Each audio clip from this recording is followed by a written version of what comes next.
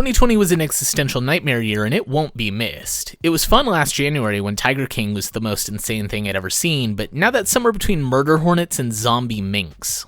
Last March, I wished for time off work to play Doom Eternal, and I'm pretty sure it was a cursed monkey paw wish. I think I'm being punished for not specifying March of which year. If I'm right, and for the love of Gaben, let me be right, that means the Nightmare timeline should end soon. If I'm wrong, well, better stay cooped up with some games. As penance, I feel obligated to provide a list of which games you should be cooped up with, so welcome to the objectively correct top 5 games of 2020, the Objecties for short.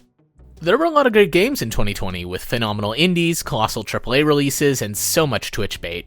Valve made a Half-Life game after 13 years, Bannerlord actually released, and Cyberpunk 2077 was the biggest game launch in years. Man, that did not age well. To be a pretentious big kid top 5 list, we've got to trim all these games down. Keep in mind that for anyone who hasn't figured out that this is a joke, these are all my opinions which can and will differ from yours, but if you disagree with one of my picks, I can help. Rather than write a 500-word comment about how I snubbed your favorite game, just tell yourself I'm right until you start believing it. I had to play a game for it to make the cut, so I'd like to take this time to apologize to the diehard Assassin's Creed fans. It was never going to show here because I've played enough Ubisoft open worlds to have played them all. If your favorite game of the year was Assassin's Creed 12, it's Vikings this time, chin up. I'm sure there's an entire dozen of you who can get together to commiserate. My next cut was in a game not coming out for the first time. Don't get me wrong, I'm glad Sega is finally bringing Persona and Yakuza to PC, but I'm not going to give them any awards for edging me for the past decade. The only loophole for this is early access games, which get awards based on when they graduate instead of when they start EA, because I think it's unfair to judge a game that's being actively developed. Some of you have probably guessed which game benefits from this, and yes, it's that one, but don't spoil it for everyone else. My final cutoff was the GG no re rule, which forbid all remasters, remakes, and rehydrations. This disqualified so many games. Sure, there's an argument to be made in favor of remakes that are a transformative experience, but if Final Fantasy VII Remake was going to be so different, why was it Final Fantasy VII? Let's be clear, I know the answer. FF7 is crazy popular. It's maybe the one JRPG you could admit to playing without getting bullied by the cool kids. Remake is a subversive reimagining, which is cool, but Square Enix wanted to turn a profit, so it's rooted in a story, gameplay, and imagery that we know. I can't even blame them. After the Avengers game, I'd want a sure thing too. Luckily for me, I don't have one of these, so I can wait until next year to decide whether to award remakes so subversive as to be divergent from the original, and I'm gonna have to decide next year because there's no way a developer's galaxy-brained as Yoko Taro is gonna let Nier Replicant version 1.22 whatever be a straightforward remake. With all that out of the way, let's start the top 5 with a game that skirts the GG no re rule by being a sequel to a reboot that might also be a sequel. Papa Hugo, I'm begging you to hit me with the Doom Bible until I understand the timeline. Doom Eternal was my favorite FPS of the year, well, maybe my second favorite FPS of the year. I played through Eternal in a trance, and outside a couple intense encounters that left me physically exhausted, I couldn't pull myself away from the game. The gameplay is fantastic, with the violence economy raising the bar for combat that rewards aggression, and it's presented in one of the most visually impressive packages I've seen. I don't have cutting-edge hardware, so the fact that Eternal is the best-looking and best-performing game I've played on my PC at the same time says that id Tech might have actually been brought here from hell. Hardcore Doom fans might ask why this is only number 5, and my answer would be rip and tear, and not in a good way. I'll echo my review where I said I might be the only person on Earth who cares about the story of Doom Eternal, but it was so weird to me to go from Doom's dark atmosphere to a sequel where Doom Guy is all but literally frothing at the mouth and your handler in the DLC is named Intern. Reconciling the Doom timeline was never going to be easy, but I don't know that I would have gone with everything is canon, even the dumb comic. Making games is hard, and maybe id tried to make Doom 2, no not that one, before deciding it was better to change gears. Some real stinky stuff has been made with the Doom license, so I'm grateful that the games are still going strong. I think there was just an expectations mismatch where I got something different while expecting more of the same. Unlike Doom, our number 4 is remarkably different from its predecessor, but somehow feels just like home at the same time. Haven builds on the success of Fury, the game maker's previous work, by being vastly different from it. Fury is a brutally difficult action-focused boss rush which beats you down over and over before challenging you to get back up and try again. Haven is not that. My time with Fury was spent with teeth gritted and determination, so of course the developer's next game would have me smiling, laughing, and crying in near equal measure. Haven has some of the same DNA as Fury, but does so much differently while being just as successful. The presentation has the most common ground, with the same distinct visual style and fantastic electronic score. Looking at these games, it's hard to mistake them as coming from different studios, but playing them makes for strikingly different experiences. Fury is all about ultra-tight combat, and the game is in service to that. Dialogue is pragmatic and often there to get you pumped for the next fight. The Stranger wouldn't stop between fights to talk about his feelings, but that's exactly what K and U do. Haven puts story front and center, and it's the gameplay that's in service to it.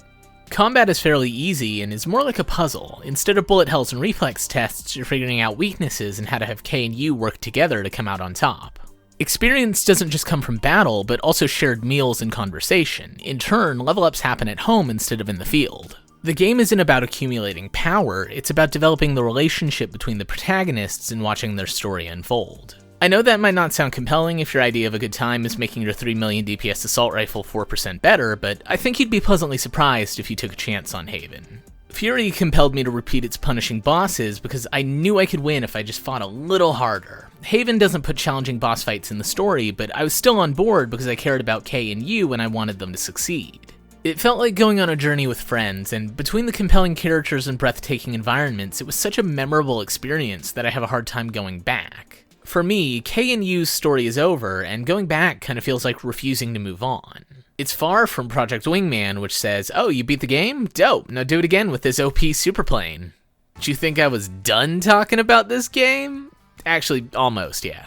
After playing a ton of Project Wingman for my video, I don't have much to say about it that isn't retreading Old Sky. It's a love letter to flight action from a small team that absolutely deserve the praise they've gotten.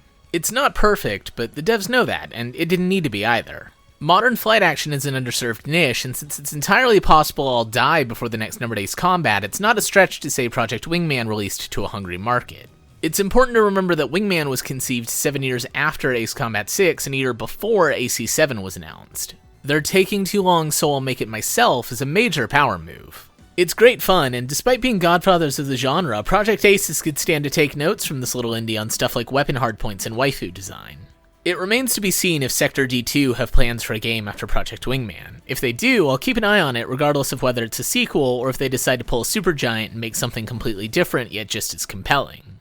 That's right, number 2 is Hades, because of course it was going to be on this list somewhere. If you thought I was talking about Risk of Rain 2 or Factorio when I brought up the early access thing earlier, I admire your optimism, but there was no way. 2020 was a year of indie darlings, but when a Supergiant game releases, it's all but destined to be the indiest and darlingest. This might sound like I'm biased, but it's really more that Supergiant has never made a bad game. Bastion is good, Transistor is great, and even Pyre is pretty good despite maybe being their least successful work.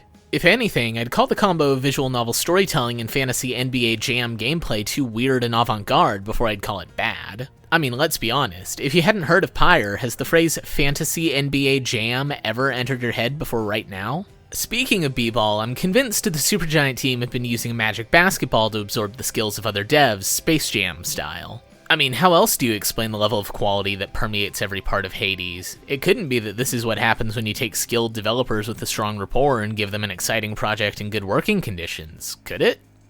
It probably goes without saying at this point, but Hades might be their greatest work yet.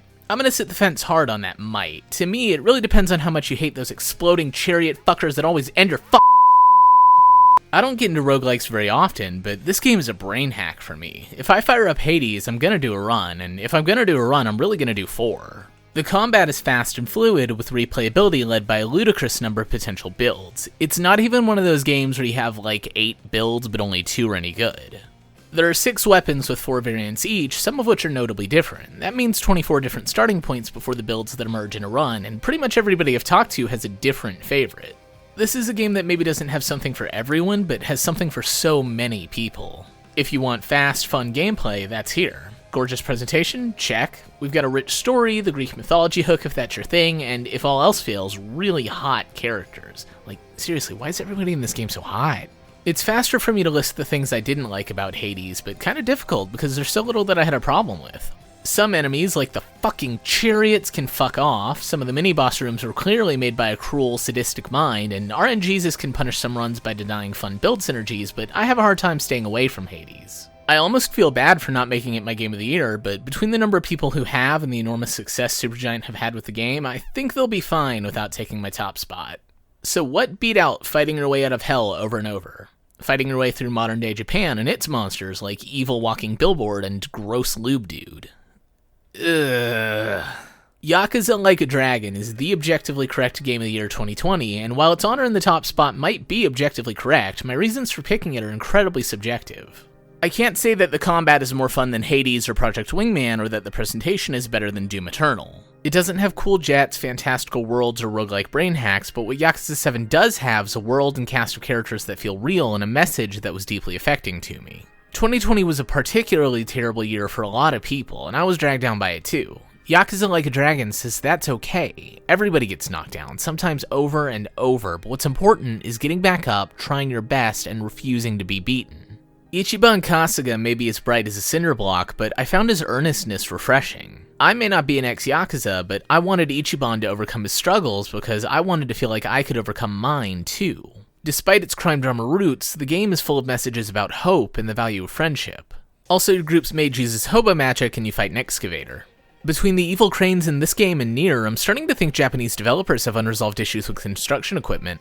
This game is outrageous, and I legitimately didn't know what to expect. When you start with a serious crime drama and weave in a side quest where you fight a piss wizard, your game should be absurd to the point of parody, but Yakuza is somehow a cohesive whole. It dances on the line between comedy game and serious drama, and it's stronger for its mastery of both. This game did things to me. It made me look deep within my soul, face who I am as a human being, and say, yes, I will beat the shit out of a man called Mr. Masochist in the hopes that he might feel again. I realize I'm about 300 words into telling you why I love this game, and I haven't really talked about the game. That's in large part because the game is fine, with good visuals, great music, and JRPG combat that doesn't really break new ground. But the pieces of this whole form a vessel for the Yakuza experience, which is so compelling that there's no other game I'm quite as glad I played in 2020. So that's the objectively correct top 5 games of 2020. I liked these games a lot, and if you take a chance on one, I hope you do too. If you didn't like something I picked, or vice versa, I hope you played something you did like. Games are meant to be enjoyed. Even when they're about having a horrible time, I'm pretty sure that's because they're meant for the suffering is fun crowd to enjoy. With 2020 having been the dark souls of years, we could all use an opportunity to unwind and have a good time. Thanks for watching, and I hope you have a great day.